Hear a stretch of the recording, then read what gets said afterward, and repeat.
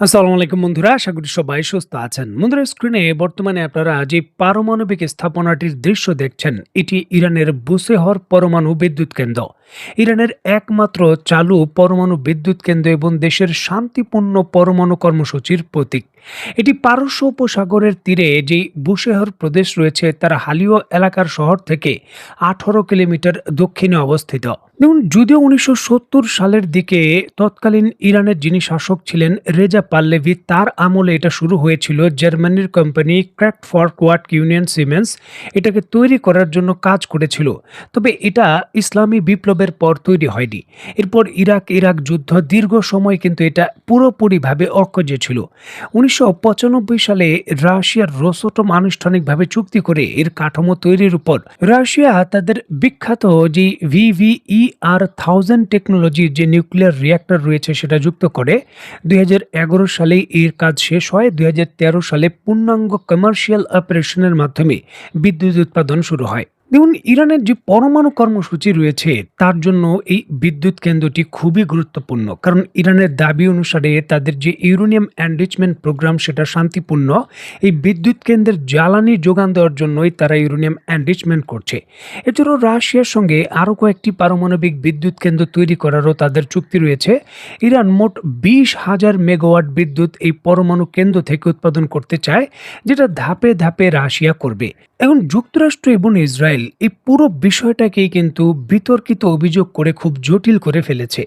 যুক্তরাষ্ট্র এবং ইসরায়েল অভিযোগ করে যে রাশিয়া এই বুশেহর যে পারমাণবিক বিদ্যুৎ কেন্দ্র রয়েছে তা ইরানের ভেতর পরিচালনার নাম করে বিপুল পরিমাণের ইউরেনিয়াম সরাসরি সরবরাহ করে ইরানকে, যেগুলো আনুষ্ঠানিকভাবে ইরান ঘোষণা না দিলেও পরবর্তী সময় বা যে কোনো সময় সামরিক কাজে ব্যবহার করতে পারে, বিশেষ করে পরমাণু বোমা তৈরির ক্ষেত্রে।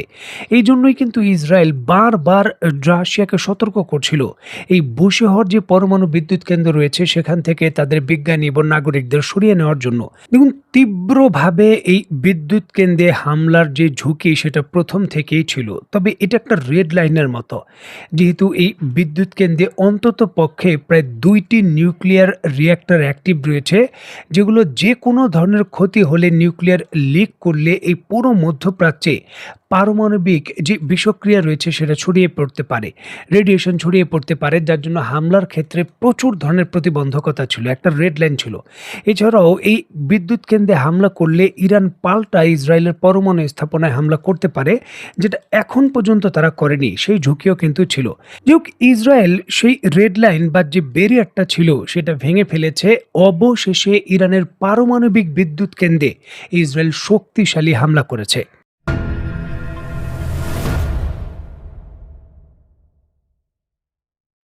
দেখুন, অত্যন্ত গুরুত্বপূর্ণ এই ইস্যুটিকে কেন্দ্র করে স্ক্রিনে নিশ্চয়ই আপনারা দেখতে পাচ্ছেন বাংলাদেশের সংবাদ মাধ্যম সহ তুরস্কের সংবাদ মাধ্যম আনাদুনো এজেন্সি এবং অন্যান্য বড় বড় সংবাদ মাধ্যম এই খবরের সত্যতা নিশ্চিত করেছে।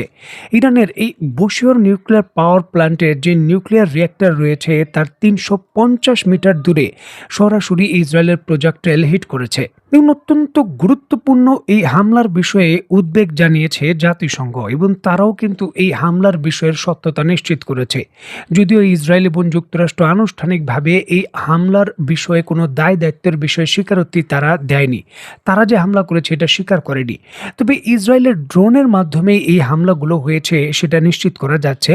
এবং ইসরায়েলের ড্রোনগুলো লং রেঞ্জের নয়, সেগুলো 100 থেকে 150 কিলোমিটারের মধ্যে হিট করতে পারে, যেহেতু সেগুলো অনেকটাই রাডারকে ফাঁকি দেওয়ার জন্য পঞ্চম প্রজন্মের প্রযুক্তি দিয়ে তারা তৈরি করেছে। এই জন্য উপসাগরীয় দেশগুলো থেকে হামলা করা ছাড়া দ্বিতীয় আর কোনো উপায় নেই। সংযুক্ত আরব আমিরাত, বাহরাইন বা কাতার থেকেও এই ধরনের হামলা হতে পারে। এখন বুশেহর যে নিউক্লিয়ার পাওয়ার প্ল্যান্ট রয়েছে সম্পূর্ণভাবে রাশিয়ার নিয়ন্ত্রণে এবং রাশিয়ার টেকনিশিয়ান এবং বিজ্ঞানীরা কাজ করে। এই প্রথমবারের মতো ইসরায়েল সংশ্লিষ্ট কোনো হামলা সরাসরি রাশিয়া কেন্দ্রিক যে স্থাপনা রয়েছে সেখানে করা হলো, এটিও কিন্তু জটিল হিসাবে দেখা হচ্ছে। রাশিয়া এবং চীন সতর্ক করে বলেছে এই ধরনের পদক্ষেপ পুরো পৃথিবীকে পারমাণবিক যে বিপর্যয় রয়েছে তার দিকে এগিয়ে নেবে, যেটা যুক্তরাষ্ট্র এবং ইসরায়েলের মতো দেশ ঝুঁকি তৈরি করছে। এখন ইরানের পারমাণবিক স্থাপনায় আক্রমণ করেছে ইসরায়েল, যদিও ক্ষয়ক্ষতি খুব একটা বেশি হয়নি, কারণ এটি মূল রিঅ্যাক্টর থেকে ৩৫০ মিটার দূরে হয়েছে। ক্ষয়ক্ষতির পরিমাণ সীমিত, তারপরও এটি একটি প্রতীকী বড় ধরনের বার্তা। দেখুন, ইরানের পারমাণবিক স্থাপনায় আক্রমণ করবে ইসরায়েল, আর ইরান তো বসে থাকবে না, আর ইরান তার পাল্টা জবাবও দিয়েছে।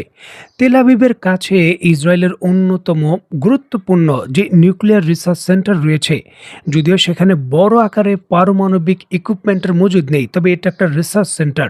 সেখানে কিন্তু সরাসরি মিসাইল হামলার মাধ্যমে সেই সেন্টারকে ঘুরিয়ে দিয়েছে ইরান। অত্যন্ত গুরুত্বপূর্ণ এই বিষয়টিকে কেন্দ্র করে স্ক্রিনে নিশ্চয়ই আপনারা দেখতে পাচ্ছেন, পুরো এলাকা সিল করে দূরে কিন্তু দাঁড়িয়ে রয়েছে ইসরায়েলের নিরাপত্তা বাহিনী।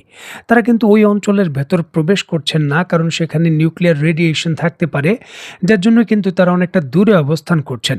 এবং সেখান থেকে কিন্তু তারা ক্ষয়ক্ষতির বিষয়ে নিশ্চিত না করলেও যেই ধরনের মিসাইল আঘাত করেছে এবং যেই পরিস্থিতি দেখা যাচ্ছে, পরিষ্কারভাবে বোঝা যায় সেখানে ক্ষয়ক্ষতির মাত্রাটা কিন্তু মোটামুটি ভালো। এবং ইসরায়েল অবশ্যই ইরানের পক্ষ থেকে পাল্টা হামলার আরেকটি পরিষ্কার বার্তা পেয়েছে।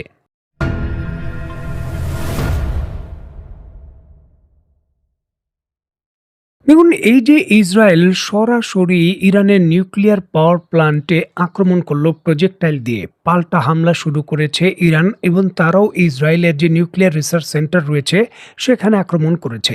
যদিও ইসরায়েলের সবথেকে গুরুত্বপূর্ণ যে পারমাণবিক কেন্দ্রটি রয়েছে, রিসার্চ সেন্টার নেগেভ মরুভূমির ভেতর, যেখানে ইসরায়েলের পরমাণু বোমা রাখা রয়েছে, সেখানে এখনো আক্রমণ করেনি।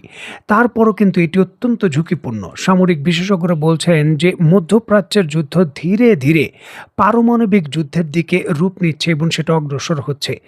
যেমনটা আমরা কল্পনা করি বা গত ৩ বছরের যুদ্ধে দেখেছি ইউক্রেনের ক্ষেত্রে, সেখান থেকে কিন্তু মধ্যপ্রাচ্যের যুদ্ধক্ষেত্রে যে তীব্রতা এবং যে ঝুঁকি সেটা অনেক বেশি। কারণ রাশিয়ার অভ্যন্তরে বারবার আক্রমণ করা হলেও রাশিয়া পারমাণবিক ক্যাপাবিলিটি ব্যবহারের কোনো আঞ্চলিকভাবে বড় নজির দেখায়নি। তারা হুমকি ধামকি দিয়েছে, তবে এই ধরনের পদক্ষেপের মাত্রা খুবই কম। তবে মধ্যপ্রাচ্যের ইস্যুটা একেবারে ভিন্ন। ইসরায়েলের মতো দেশ বর্তমানে ব্যাপক ভিত্তিতে হামলার কারণে ইরানের পক্ষ থেকে কোণঠাসা, এবং তারা তাদের অস্তিত্বের সংকটে রয়েছে। এমতো অবস্থায় পৃথিবীর বিভিন্ন দেশ আশঙ্কা করছেন যে ইসরায়েল তার চূড়ান্ত রক্ষার জন্য পারমাণবিক প্রযুক্তি ব্যবহার করে দিতে পারে, কারণ এটা ছাড়া আর তাদের কোনো উপায় নেই। যুক্তরাষ্ট্র তাদের রক্ষা করতে পারছে না। একে একে সামরিক স্থাপনাগুলো ধ্বংস হয়ে গেছে, অর্থনৈতিক কাঠামো ধ্বংস হয়ে গেছে।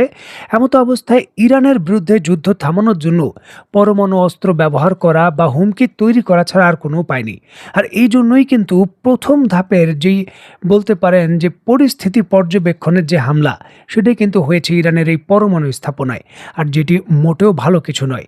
এই অঞ্চলের ভেতর, বিশেষ করে এশিয়ার এই অঞ্চলের ভেতর ৩টি শক্তিশালী পারমাণবিক শক্তিধর দেশ রয়েছে, যেখানে পাকিস্তান, ভারত এবং চীনের মতো বিপুল পরিমাণের যে পারমাণবিক অস্ত্র সমৃদ্ধ দেশ রয়েছে তারা রয়েছে ইসরায়েল এবং ইরানের কাছেও ক্যাপাবিলিটি রয়েছে।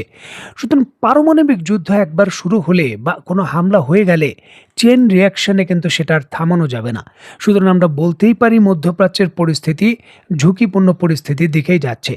দেখার বিষয় আসলে এই চূড়ান্ত পর্যায় থেকে কিভাবে এই দেশগুলো বেরিয়ে আসতে পারে বা সমাধান আসলে কি হয়।